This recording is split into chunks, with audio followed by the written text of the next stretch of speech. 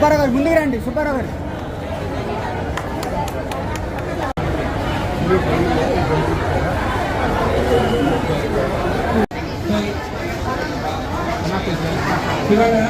ఇక్కడ benches, cement benches మనకి ఇచ్చినందుకు ముందుగా వాళ్ళకి ధన్యవాదాలు తెలియజేస్తారు.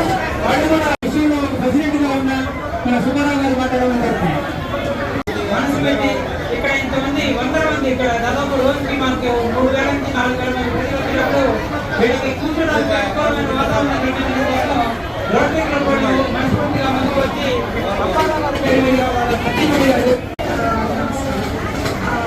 నేను మా హస్బెండ్ పేరు మీద మా మాస్టర్ ముఖ్య నిర్వాహకులు రోటరీ క్లబ్ అధ్యక్షులైనటువంటి పెద్దలు సుబ్బారావు గారికి కాకుండా డిస్ట్రిక్ట్ లెవెల్ నుండి స్టేట్ లెవెల్ వరకు ఇంటర్నేషనల్ లెవెల్ వరకు కూడా అనేక ఫ్యాన్స్ ఉంటాయి. ఇక్కడ ఓపీలో వెయిట్ చేసే వాళ్ళకి పెద్ద ఇబ్బంది ఉండదు. దయచేసి అవి కూడా మీరు ఏర్పాటు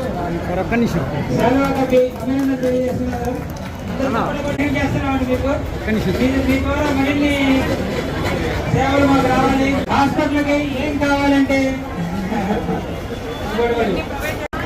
సో మనందరం కలిసి ఎమ్మెల్యే గారికి చెప్పాల్సిన అవసరం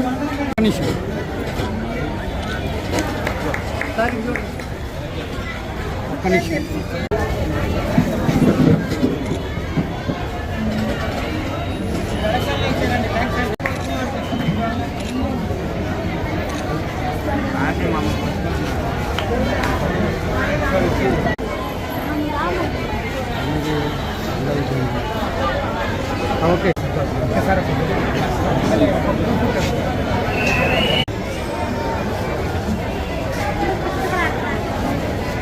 మనందరం కూడా చూస్తా ఉన్నాం. రాష్ట్రంలో హాస్పిటల్స్ ప్రతిరోజు పెరుగుతూ ఉన్నాయి. కొత్త హాస్పిటల్స్ వస్తున్నప్పుడు కూడా గుంటూరు జనరల్ హాస్పిటల్కి ఇప్పుడు కూడా ట్రాఫిక్ పెరుగుతున్నటువంటి పరిస్థితులు.